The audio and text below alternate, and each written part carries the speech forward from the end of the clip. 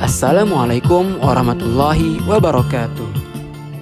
Pada kesempatan ini, kita akan mempelajari mengenai ketentuan sholat fardu 5 waktu.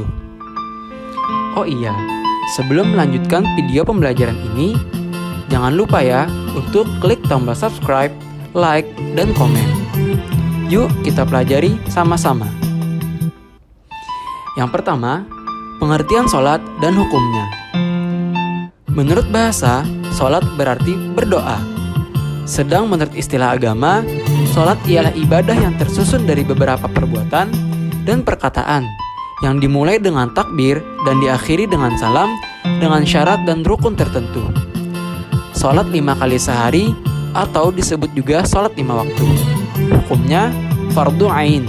Maksudnya adalah bahwa setiap muslim yang sudah mukallaf wajib mengerjakan sholat 5 waktu, atau wajib artinya suatu perintah yang harus dikerjakan.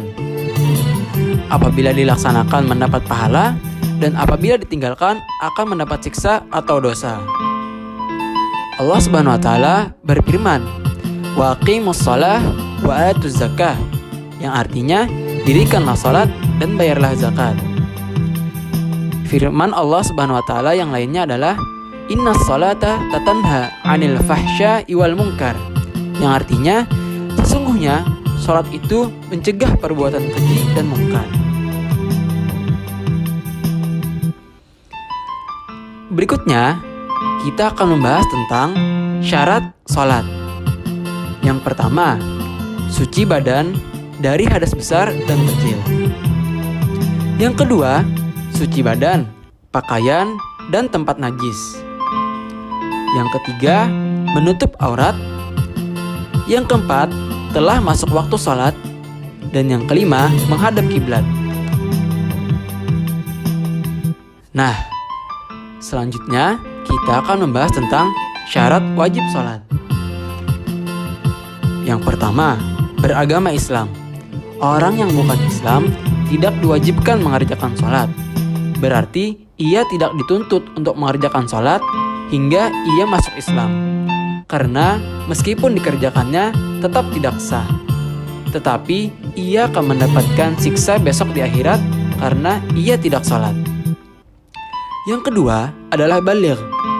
Baligh bagi perempuan dimulai sejak haid, dan bagi laki-laki dimulai sejak ihtilam atau mimpi mengeluarkan air mani. Yang ketiga, berakal. Orang yang tidak berakal seperti pingsan dan gila, maka tidak diwajibkan sholat.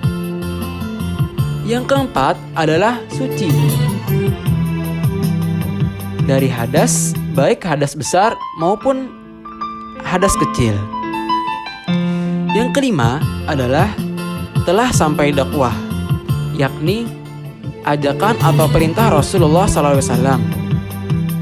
Orang yang belum pernah menerima ajakan atau perintah tentang ajaran Rasulullah SAW tidak dituntut dengan hukum.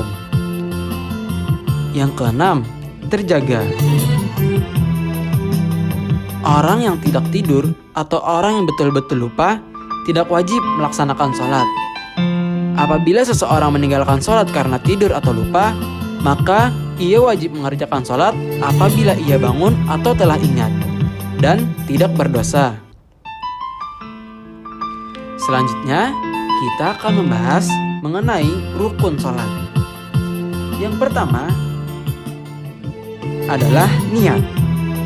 Niat adalah maksudnya menyengaja untuk mengerjakan sholat karena Allah Subhanahu wa taala.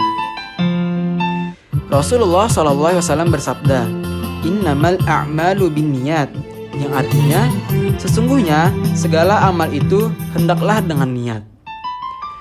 Dan bagi siapa yang suka dilafalkan untuk membantu meyakinkan hati, maka contoh lafaz niat dalam bahasa Arab adalah usolli fardhal zuhri arba'a raka'atin mustaqbila qiblati imaman lillahi ta'ala, yang artinya aku niat sholat zuhur 4 rakaat menghadap kiblat sebagai imam karena Allah Ta'ala. Yang kedua, berdiri bagi yang mampu. Maksudnya, bagi orang yang tidak mampu berdiri, ia diperbolehkan sholat dengan duduk. Dan kalau tidak mampu, boleh dengan berbaring. Dan apabila tidak mampu lagi, boleh dengan telentang.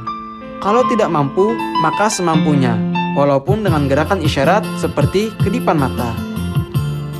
Yang ketiga, takbiratul ihram, diawali mengucapkan Allahu Akbar. Yang keempat, membaca surah Al-Fatihah.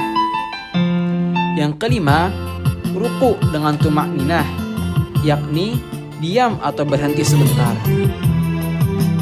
Yang keenam adalah i'tidal dengan tumakninah.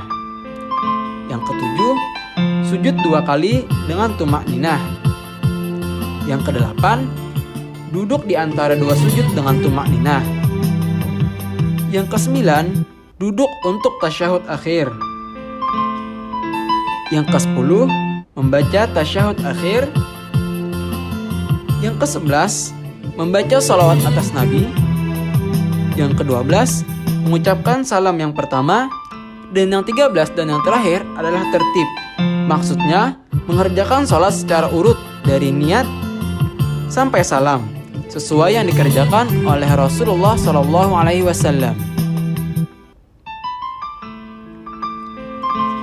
Nah, selanjutnya kita akan membahas tentang sunnah sholat.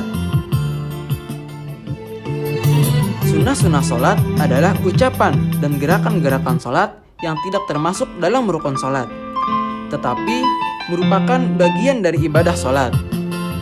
Apabila sunnah sholat tidak dikerjakan, sholatnya tetap sah. Yang termasuk sunnah sholat 5 waktu antara lain sebagai berikut. Yang pertama, tasyahud awal. Yang kedua, membaca salawat pada tasyahud awal. Yang ketiga, membaca salawat atas keluarga Nabi pada tasyahud akhir. Yang keempat, membaca doa kunut pada sholat subuh dan sholat witir pada pertengahan hingga akhir bulan Ramadan.